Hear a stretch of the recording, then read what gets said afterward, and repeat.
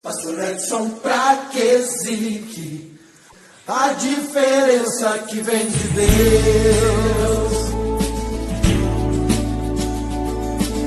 Olá, gente amiga, vamos a mais uma edição de Papo de Bola. Fumaça, tudo bem, Fumaça? Tudo tranquilo. Beleza, nós vamos falar sobre os finalmente da convocação tão aguardada pela nação brasileira, Pois é. da seleção brasileira. É isso? Muita A convocação? expectativa. Eu não tenho tanta expectativa porque a gente que acompanha mais de perto o futebol, né, vive ali no meio, a gente já sabe mais ou menos quais serão os jogadores, né?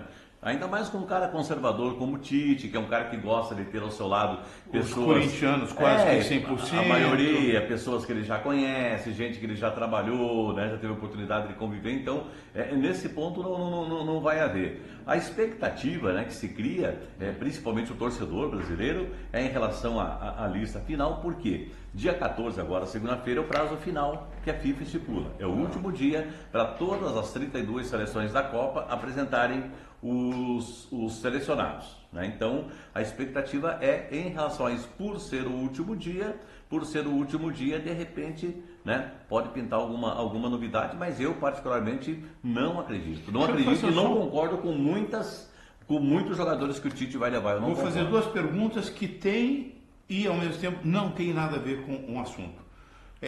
As outras demais seleções, eles esperam até o último momento para apresentar seus jogadores? Aguardo. Aguarda. Então é uma questão de estratégia. É uma regra geral, né? Porque quando chega no último momento, aí eles ficam esperando o jogador se recuperar, né? Jogador que de repente está suspenso, como é o caso do Guerreiro, Paulo Guerreiro, que joga no Flamengo e é o grande astro da seleção peruana. Então eles vão até o último. É que nem imposto de renda, deixa até o último segundo. Eu achei que isso era peculiaridade do povo brasileiro, deixa tudo para a última hora. A exemplo do último dia para a regularização do título de eleitor, tem pessoas que ficaram até meia-noite e meia. 4, 5 horas na fila, né? Quando, há alguns meses, a pessoa chegava e fazia o título em menos de 2 minutos. Foi o meu caso, não demorou 5 minutos para fazer para houve casos de espera de mais de 5 horas. Pois é. Então, essa é a primeira pergunta, já tem duas. Deixa eu só concluir então em relação a isso, que é interessante essa pergunta. A seleção da Islândia, por exemplo, que vai disputar a primeira Copa do Mundo da sua história, a seleção da Islândia já apresentou antes.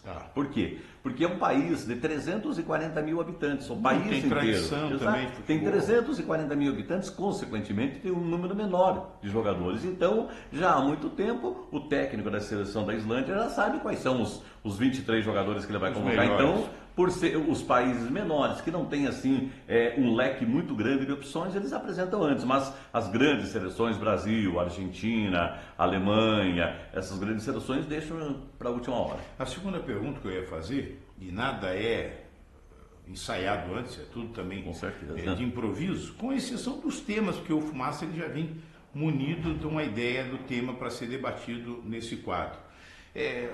Dado momento você fala que os brasileiros, exemplo você, já não tem grandes expectativas na convocação, porque quase que sabe as figurinhas marcadas, mas parece que é um geral, né?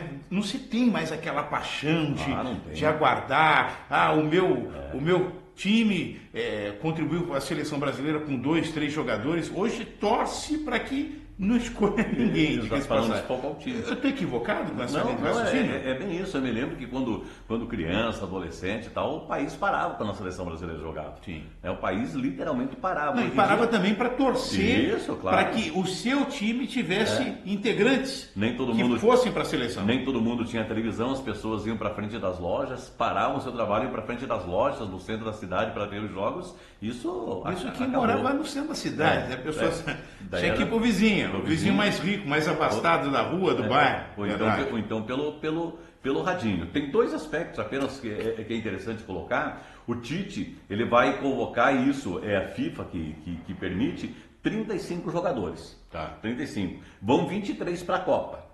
Como tem o problema do Neymar, que está voltando agora de contusão, né? Ficou parado, aí já está quase 3 meses parado. O Daniel Alves, que talvez seja o jogador mais importante da seleção nesse momento, se machucou no último jogo do Paris Saint-Germain, vai ficar quase 1 mês parado. Então, o Tite vai convocar 35 e, faltando uma semana para o início da Copa, aí apresenta os 23. A FIFA permite isso. Né? E os dois. Tem um fôlego. Isso. Se um ou dois jogadores estiverem machucados e tiverem que ser cortados da Copa, os substitutos têm que estar entre esses 12 pré-selecionados. Então o Tite vai apresentar uma relação de 35, 23 que vão para a Copa e os 12 que vão ficar como reservas. Claro, esse como reservas entre aspas, porque eles não vão viajar, eles vão ficar no Brasil. Se antes de começar a Copa um ou dois ou três se machucarem, aí dentro dessa lista de 12, o técnico da seleção pode escolher os substitutos para ir para a Copa do Mundo. E a situação do Daniel Alves é preocupante, já que ele volta a treinar dentro de um mês aproximadamente, pelo menos o primeiro jogo da Copa contra a Sérvia, ele vai perder com certeza. Ok. Quer falar mais alguma coisa? Os abraços, os beijos? Os abraços vão lá para Nova Jersey, nos Estados Unidos. New Jersey. Ó, minha amiga Dagmar Souza, o seu filho, o Marlon, o Marlon já está há uns 12 anos nos Estados Unidos. A Dagmar foi agora há pouco tempo, mora em Nova Jersey, nos Estados Unidos, e acompanham todas, não só acompanham, a Dagmar é louca por futebol, torce para o Atlético, que é louca por futebol. E ela acompanha o nosso quadro, nosso humilde quadro. Acompanha, compartilha, dá seus pitacos, sempre dá um palpite e tal. A gente termina de assistir o nosso quadro, ela já escreve ali alguma coisa. Então, um abraço para Dagmar. Dagmar, lá nos Estados Unidos. New Jersey. Tá bom, Deus abençoe então todos, né? God bless you para ela, né? Deus abençoe essa telespectadora? Isso. E o filho também? O filho dela, o Marlon. Tá bom, o Marlon. Tá bom. Marlon. Obrigado. Abraço, gente, até o próximo Papo de Bola. Boa intenção, fazer de conta pra Deus não conta não.